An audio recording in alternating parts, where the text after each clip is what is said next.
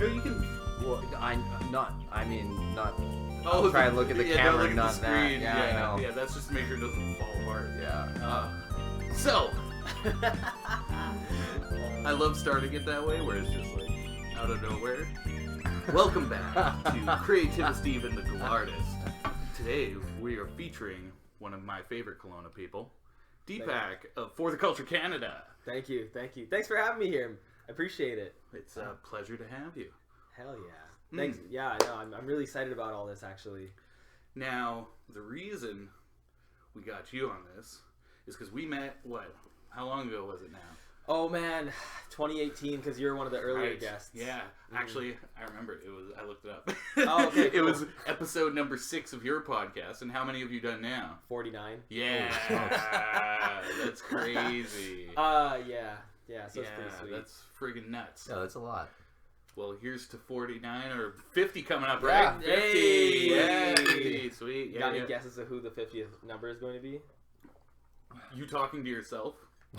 I'm not gonna say what it is, but you'll have to just follow the page to see it. That'd be so funny though. It was just like you have a full-on 45 minutes of talking to yourself and asking yourself questions and just answering back and forth. That'd be funny, actually. That'd be really funny. Like as a promotional episode, just like, hey, so how you feeling today? I'm pretty good. Yeah, I'd listen to that. That'd be super funny. There's like somebody edited a Joe Rogan one where it's Joe Rogan meets Ro Jogan. Yeah, that's a great one. They also have like Jordan Peterson meets Peter Jordanson or whatever. Yeah. So good. I love that stuff. It's hilarious. Yeah, so something like that would be great. Hell yeah. Well, you have to see. Mm-hmm. Yeah. Yeah, we'll put up the link to your page and all that stuff in the description and all that, and so we'll make sure that people know where to go. And on my Instagram, I'll promote that shit as well. Appreciate that. Sick. Today, another reason, a big reason why I wanted to bring you on is because today's topic is going hard and discipline and all of those things that go into just, that drive, that push for creativity and doing things like, man, you're going on 50 episodes of a podcast. That is a lot. Yeah. So obviously you have some sort of drive, some sort of ambition, some sort of discipline. A little bit. Yeah, just a little bit. Yeah. And Colton snowboards like almost every single day. Basically, yeah. Damn. And like hard, like tricks and, like missing trees by this much and stuff like that. Damn. Sometimes not missing the trees, definitely. Well, you're all here in one piece, so we're doing all right. Yeah. We're doing good. Yeah. So I guess my first question is, how do you feel like you're doing with that discipline and drive? I know it can look like it from the outside, but sometimes I know I feel for myself that I wake up and I feel like I don't have it, yet I'll still get things done. Right. Do you feel like you ever get that? The way that I like to go about it is that I go by the way of my intuition.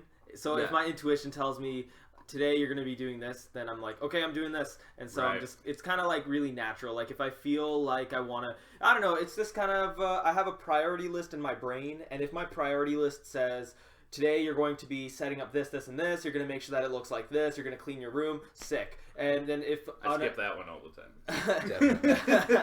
And on another day, if my intuition's like, okay, you're going to get up and eat breakfast, and then you're going to play Legend of Zelda, then it'll be like, okay, that's what I'm doing. So, yeah. So I'm just like, I don't argue with it, I just kind of go with it. Yeah, whatever comes up. Yeah. I feel you on that. It's like... I just have like a daily task list. Mm-hmm. So rather than a to-do list, it's like I just have a generic, these are the things that I like to get done. Right. So it's not like it needs to get done. It's just like I like to write a blog post. I like to do some extra writing. I like to do painting and drawing and all that. So I'll just have those listed, and whatever I'm feeling, I'll just jump to that one and be like, oh yeah, let's do that one. So I give myself options, so I'm always doing something. Right. But I'm not necessarily doing all of it all the time and just go. But at the end of the day, you end up doing quite a few of them. Mm-hmm. Like the other day, we did photos for Colton doing some snowboarding. I don't know if you saw those posted. Oh. I'll show you those. But it was great. We had 5 cameras there that day. 5 cameras? Yeah. Like up at Big White? Or no, in my backyard. What? He's got a full bowl in his backyard he built himself. What? Damn. I really like snowboarding. Yeah. And when you only get 6 months out of the year to do it, every day as much as you can. Right. How long have you been doing it for? It's been 12 years now. 12 years? Yeah. Crazy. You must have some like really strong hamstrings. Your calves are probably like... They're beefy. They're a little strong. Yeah. That's crazy. I've never actually been snowboarding ever in my life. Oh, it's life-changing. Yeah, I'm sure it is. And have you tried skiing before? No. No, never? No, my individual feet don't work that way. Oh, I see. Okay, that makes sense. You're a one being. Yeah. Everything doing one task. Yeah, like right. When I was younger, I raced motocross and stuff like that, and it never really translated to skiing. I come from Winnipeg as well, so even snowboarding wasn't much of a thing. I didn't know what snowboarding was until grade 12. So. Wow. But yeah. Snowboarding? It's the coolest thing ever. But yeah, it's going hard, stuff like that. It really sucks when the thing that you really, really want to do, you can only do for such a small amount of the year. But what about skateboarding, though? I skate terribly. Oh, I see. Terribly. Yeah. It doesn't translate? No. Oh. No. If you're a good skater, not for you at least. Yeah, not for me. Like, I know some people will be like, what are you talking about, Colton? It totally translates. And not really. For me, at least, it doesn't. But yeah, I still try. I've been skating for 6 years now, and I still suck. So what about skateboarding? Doesn't it translate? It's not attached to your feet. Okay. How about this then? What about an electric skateboard? Because maybe the pushing is what... Yeah, like, cruising along on a skateboard and like doing turns and stuff like that, I can do no problem. Yeah. That's the essence of snowboarding as well, is just like going down the mountain and surfing, which is even more difficult. Never tried that. But with skating, it's just... defying gravity with this little tiny plank of wood in between your feet and the ground, trying to get it off the ground without it being attached to, is just, it messes with my mind every time I think of it. I see. Listening to you talk about this right now brings up a good point about going hard.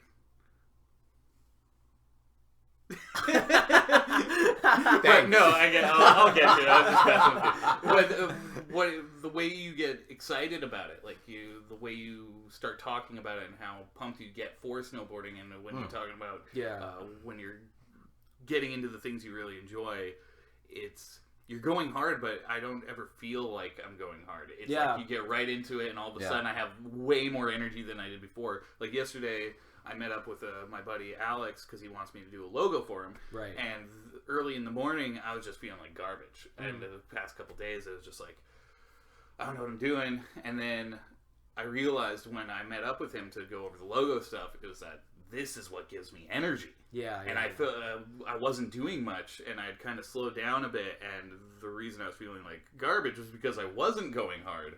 And so it was like this opposite kind of reaction that I thought it was, this opposite expectation. Right. I thought it would be more like, I'm going to burn out, but I found when I stopped doing it, I started to burn out. Yeah. If you just go.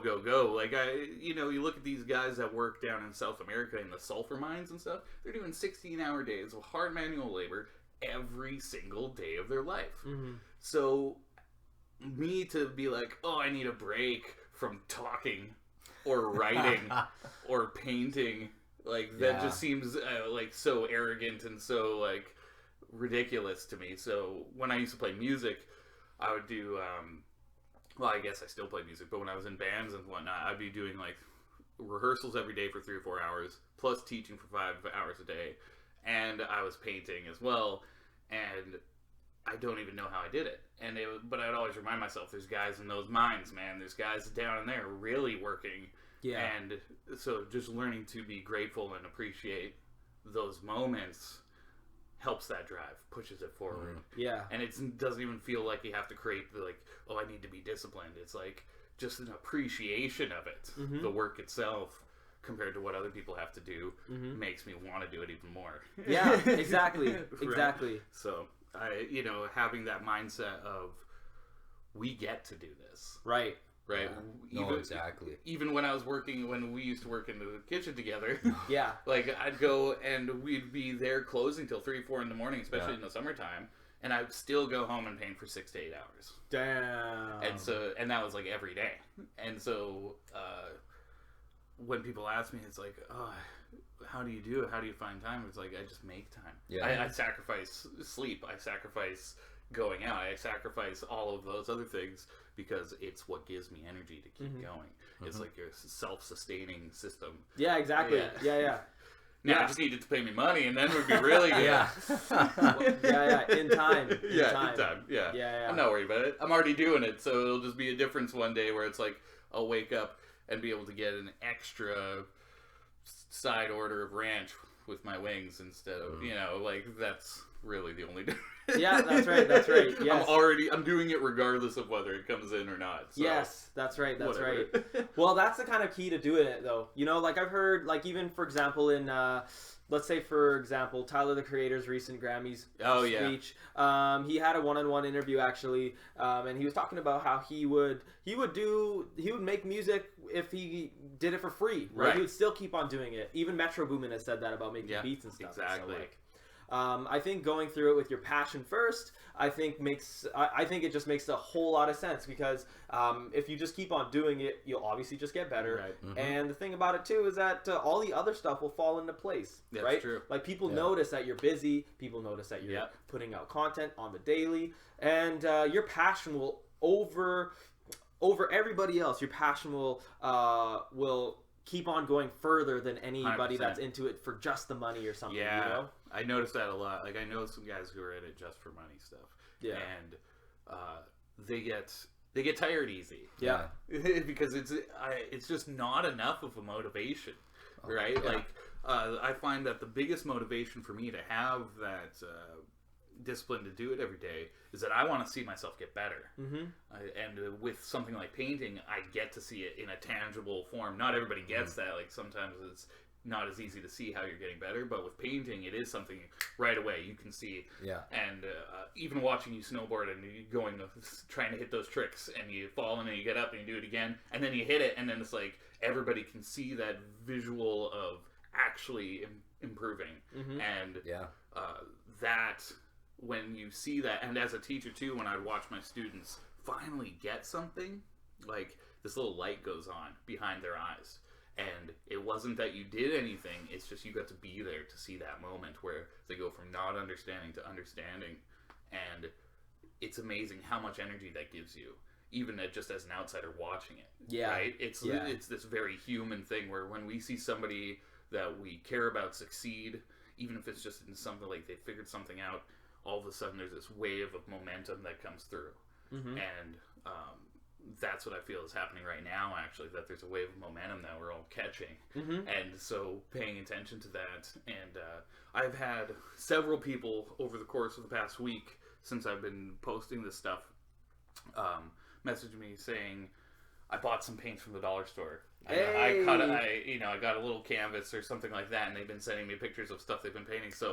And that was just not even the initial intention. I just did that first vlog just to kind of be like, say what I'm doing. Yeah. And I kind of talked about what I did, and now all of a sudden people are doing that too, and sending me pictures and being like, I can't stop, man. I'm like, that's how it goes. That's how it goes. He's the beast. Yeah, and so it's like opening that door for myself allowed other people to see how the door gets opened for them too. That's right. I'm not opening their door. I'm just showing them how I opened mine. Yeah. Right?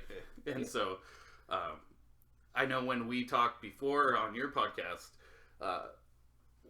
we were talking about what the worst case scenario is, right? Yeah. And it's just like, I could easily just go get another dishwashing job or cooking in a kitchen. I could go do that right now.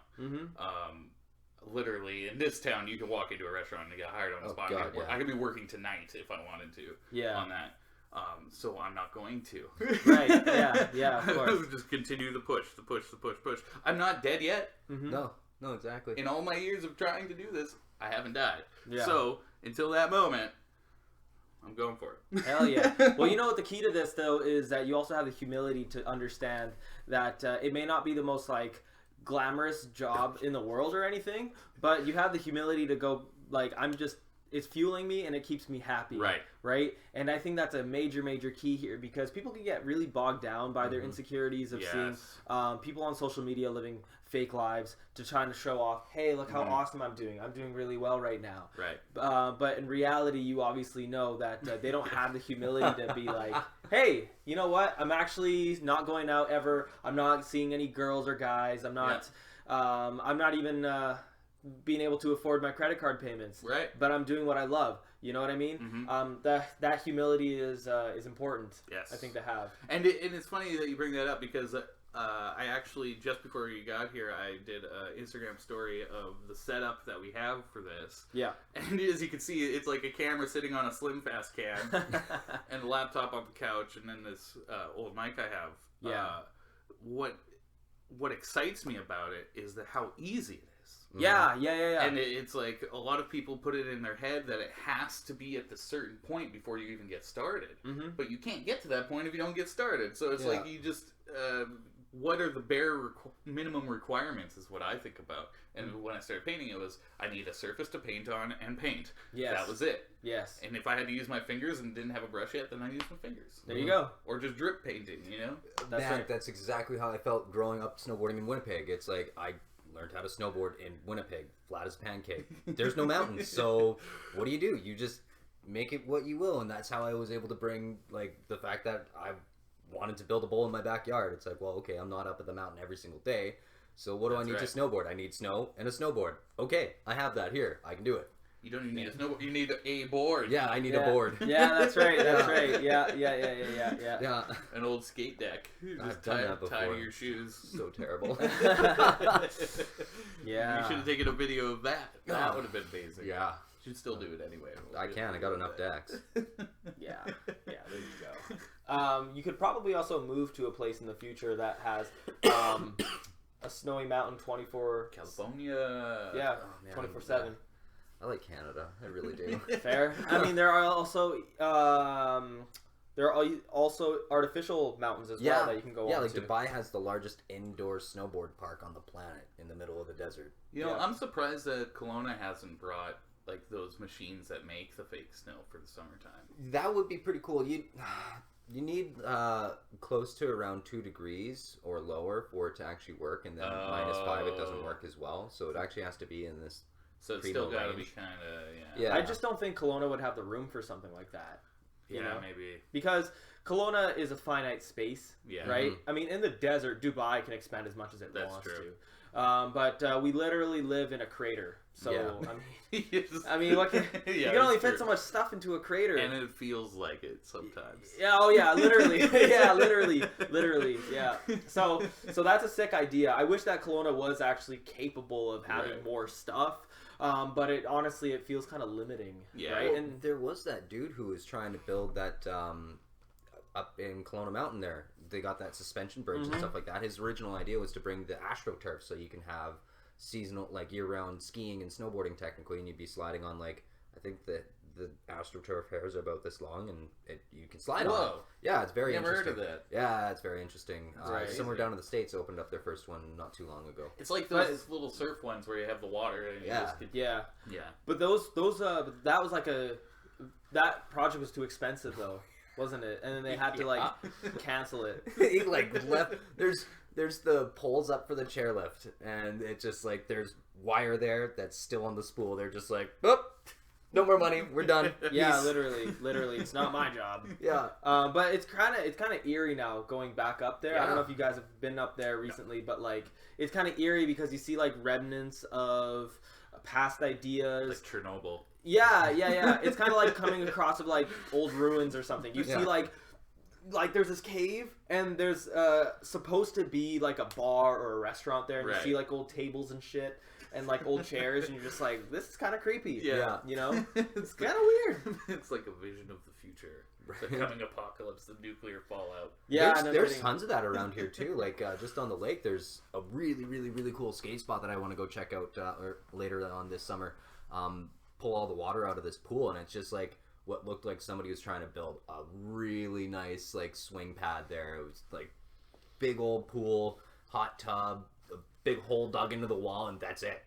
And it's just like, what was your plans here? It looks amazing, but this is it right now? You know, it's funny though. This is exactly still on topic because if you think about it, that guy was going hard. He was going hard, right? He was doing it. He was following it, and he got to the point where he almost fucking did it. Yeah, right. Yeah. And it's just, you know, life comes in and reality hits, and it's just like, okay, there's just no money to actually do it, but he got close, man. If there was like, it's those are the people. He probably didn't even worry about it. It didn't work. He moved on to another idea, and he's probably doing something crazier now too. True. Right? Like, those type of people do not stop. Mm-hmm. Like, just because the money stops doesn't mean they stop as a person. Like, the idea might have been like, okay, we hit a wall.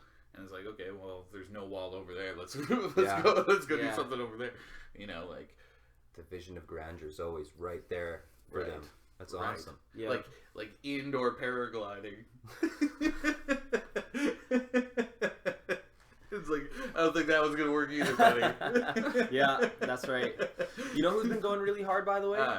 Erica. Oh yeah. My girlfriend Erica, the one that introduced me to actually you and your work.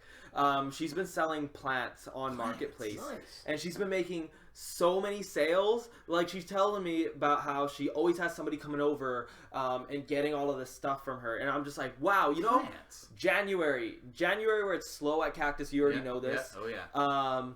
She's almost made enough from her work that she's able to pay her rent with it. Nice. Which is insane. Insane. That's incredible. Yeah. What kind of plants? All sorts. No flowers, but it's like succulents, cactuses. Oh, yeah. Like all sorts of stuff. So crazy, right? Yeah. Yeah. A buddy of mine was actually telling me that he's selling shrimp? Online. What? Yeah, like where little is he shrimp. It? Well, he lives in California. Oh, that makes sense. But he has he breeds and has a little shrimp that go into your tank and they clean up the tank and stuff. And he sells other little fish too. But he says he's been selling that online. And that's it's just like selling shrimp. It's like the new marketplace, like the new economy, the whole online thing. It's where everything's headed. Yeah. And I think that people who are stuck in their jobs and they're stuck in these careers that they think they need to be doing, it's all shifting. Yeah. And people are moving away from that. And I know the automation thing comes up, but I don't even think it's going to be an issue. I think we'll move towards that online marketplace more completely before that even takes place. I think that the automation will just help us do it even more, where people don't have to actually do a regular job. Like, even starting an online store, you don't even need products anymore. Yeah. There's somebody else who already has a factory that makes the products. You just pick the product, put it on your online shop, and you promote that, and so your job is just promotion of this one place where people can buy from that main wholesaler. Yeah, drop shipping. Yeah, drop shipping. It's a very popular way to do it now. Like, it's actually really brilliant. Yeah. It takes a lot of work initially. Yes. But once you get it going, though, it's like, it's a great idea. Yeah. I actually know somebody that has been just drop shipping in Mexico. Oh, really? Yeah. He lives in Mexico, and he just drop ships all the time. And, he's got it. Man, it's crazy. What I want to know, though, is who's buying this stuff? Well, think about it. Wish.com is and selling it again. Imagine. Wait. Listen though. Imagine going on to Amazon.ca and you're like, oh, I need a new microphone. And you pull up all these microphones that are available. And it's like, oh, this one has good ratings. This one has a good price. I'll go for this one. That's exactly what dropshipping would be, right? I guess so, yeah. You just go on to whatever website and then your stuff will be there, right? It's, you know how it's like, this is sold by this company. That person could be a drop shipper. Yeah, I'm just still not used to it. Like, it makes sense. Like, it totally makes sense. It's just, as for myself, I've never really been much of a consumer of things and much more of a minimalist. Right, okay. Just in my own life. Yeah. So if I don't need it, like, even going out, like, I have a pen on me and my wallet. Yeah. And that's, like, all I ever really need. And it's just, like, and I spend most of my time just painting and stuff like that. Yeah. And so I'm usually just creating for myself rather than going and like, oh, that's a neat little thing. I can, like little things like that. Yeah. So it's just weird for me. So as somebody who's starting to do that, like I got the website going with the shop and coming up with products and stuff.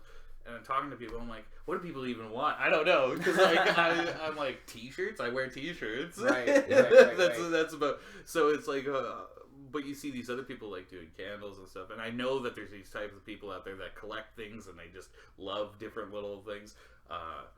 I guess I just need to get out more.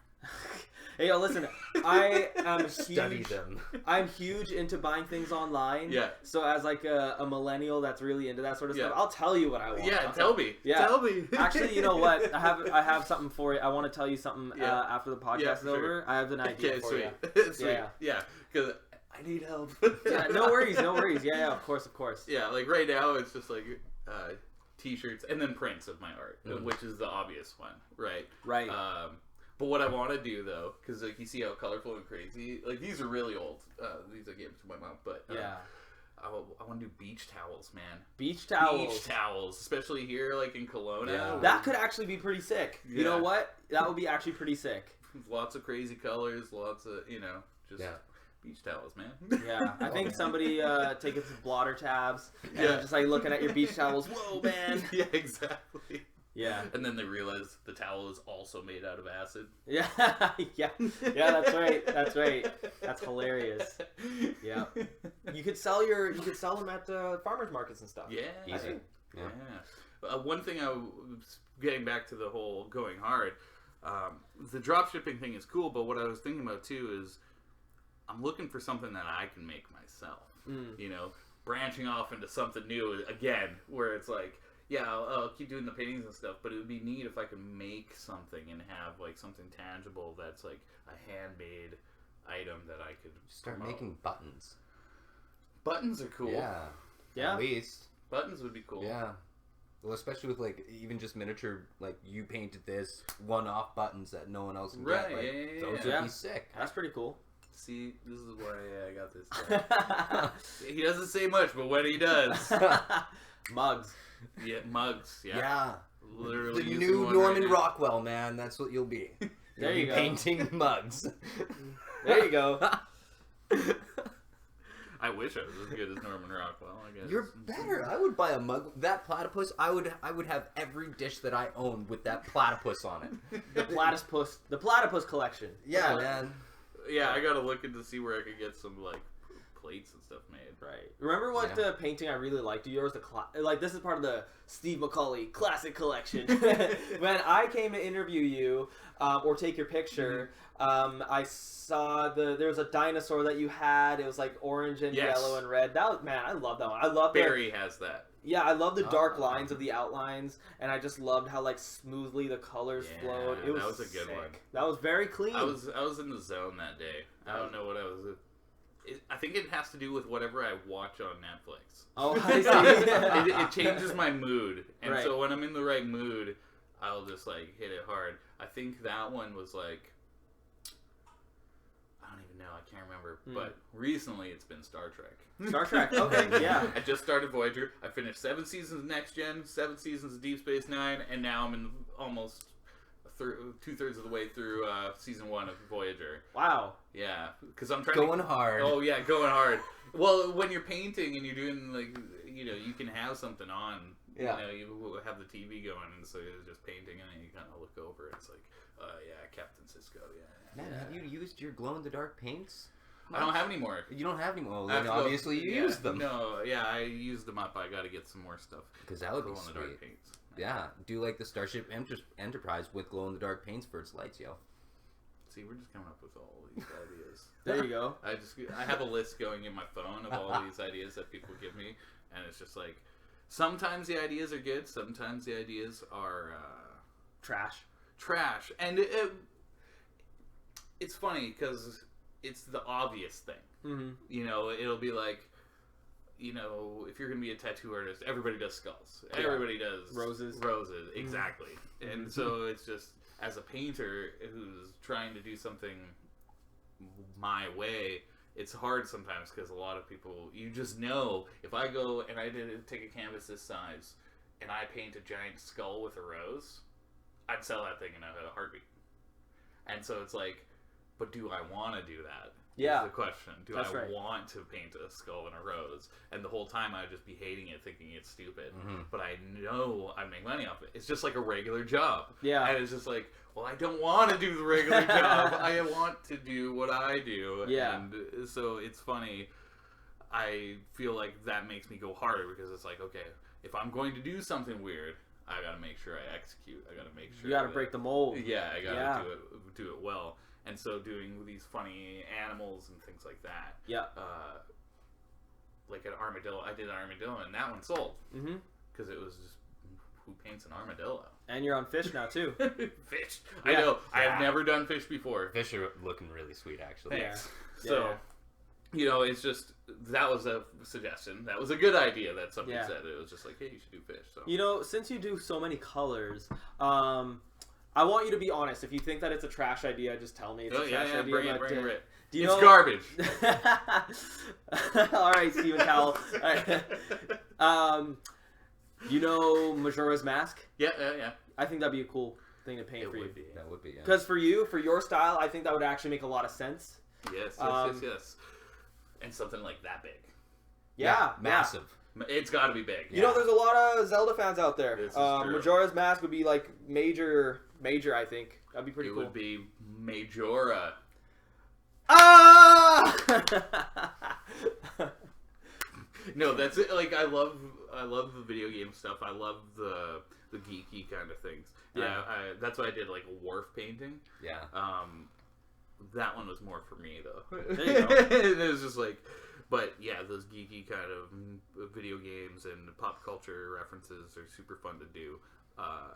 Years ago, I did Hank Hill. Peggy Hill. Oh man. And those were fun. I did it more normal. I think it would be funny to do a new one with like my new style of like that kind of style, but like Hank Hill. That'd be cool. You know, people like that sort of stuff. There's actual threads online of people wanting to see. People love it. Yeah. Especially like with the Star Wars. But the big thing with Star Wars right now is the prequels. People are like eating that up. Yeah, right now. it's become this new thing where everybody loves the prequels because of how bad they were, and yet they're still not as bad as the sequels, and they're just like prequels, man. So I might need to do some more of those, but we'll see. Yeah. You know, going hard and the discipline to do that every day, and then you have this huge list of things to do, and it's funny. You make these lists, or you come up with these ideas of projects, and it's like, I'm going to do these, I'm going to do that, and then, like you said, you just have to go with your intuition on what you're actually going to do. So I sometimes feel bad taking suggestions from people, because even when they're good, it's like, I can't do it if I don't feel it. True. Yeah. No, of course. And so it's like, a lot of times it'll be like, I'll be going, and it's like, I just can't do it today. I'm just not there yet. And sometimes it'll take like months, and then I'll be like, yeah, that would be sweet. And then I'll have the idea and I can do it. Cool. So it's just this consistency in working every day on something. And then all these ideas kind of start to fall into each other. But do you have an Etsy page? No. No? Oh, man. Put up your stuff on Etsy. Etsy. What's Etsy? Okay, so Etsy. we're old. Yeah. We're old. Oh, it's all good. Etsy is a website where lots of artists will put up their own work. Yeah. And so for people that want to get paintings and stuff, it's a very cool place. Like, I know quite a few artist friends that actually like will crochet, or they'll make like alcohol ink earrings or mugs or this or that. And, you know, you can have all kinds of art on there. T-shirts, canvases, all sorts of stuff, and you could sell your work on there. You can have people be like, you can say to people, hey, follow my Etsy page. You'll have a direct link to my paintings that you can buy through now me. I know what I'm doing today. Yeah, Etsying it up. But before we get too far, yes, talking about working hard, what are you working on, man? What am I working on? Man, all sorts of stuff right now.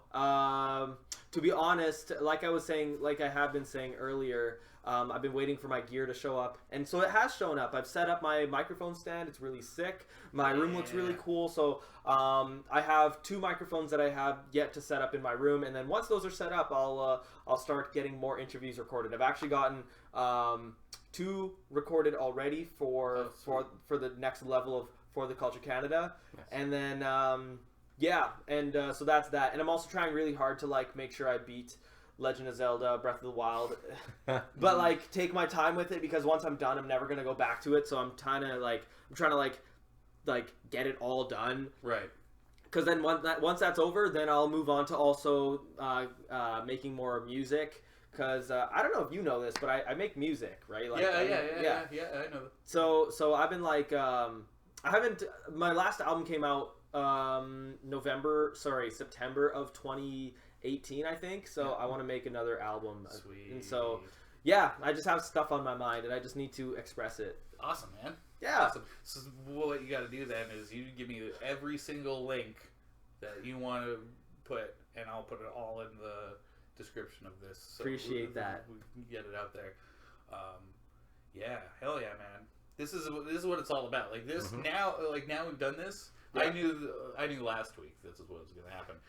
Getting up, we do this, and now the rest of the day I'm pumped. Like I want to do more, and I want to create something else today. And I feel like I haven't even started my day yet, and I've already done something. Yeah, it's good energy. Yeah. And so this is really good. Also, I got to get you a painting. I don't know if you have a Steve painting yet. I don't. Yeah, I got to get you. I think that's what I'm going to do for this this thing. Everybody that we bring on gets a Steve painting. Man, you're too generous. That is crazy. Yeah, damn. No, man, you need one. You do. Yes. It brightens up your entire room. I have because I know you got those cool things in there. It'd be cool to have another Steve painting in there to look back at you. Oh, when was the last time you went into my room? Into my studio where I record? Episode 6, man. So that was a long time ago. That's a long time ago, man. You have to come. You have to come back. I'll show you what this new studio is like. It's completely different from what you've got. I've got nothing on my walls. Basically, what it's set up as I have a coral wall, I have a yellow wall, and then in the center is actually a black and gold glitter wall. And so basically, it's black. And there's gold glitter in it, and it shimmers. The wall shimmers differently as you walk by it. I'll show you a video of it actually. Yeah, sweet. But yeah, okay. The new studio is dope. Yeah, then you definitely need a Steve painting in there. Definitely, man. I've got a bunch of them. I'll bust them out once we're done with this. Of course, of course. Sweet. What are we sitting at here? Decent. Yeah. Well, I think that was pretty good. I think that was a great episode, man. I think a lot of fun. Yeah. We'll have to have you back in a little while here. Hopefully, we get some a few episodes going. If there's anybody that you know that would be cool to have on, sure, let me know because I'd like to reach out more. And since I'm going to be moving into a studio space, I'm probably going to do it there. Yeah, man. Yeah. That's a great idea. So it'll be kind of its own cool little hangout spot. I'll need to find a red couch.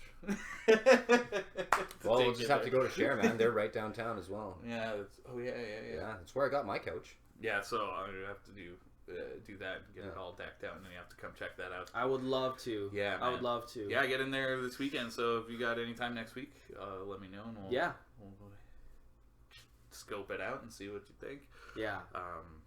Hell yeah, man. It's been good. Absolutely, buddy. Absolutely. And it was great to meet you, man. Likewise. Hell yeah. And thanks for having me. I appreciate it a lot. So, don't forget to like, subscribe, smash all those buttons, smash your whole keyboard over your face. Add Deepak on Instagram at For the Culture Canada. Yeah, For the Culture Canada. And my personal page, deepak.culture. Perfect. And then at Gallardist on Instagram and at CreativiSteve, and I'll put all those links in the description. So, peace.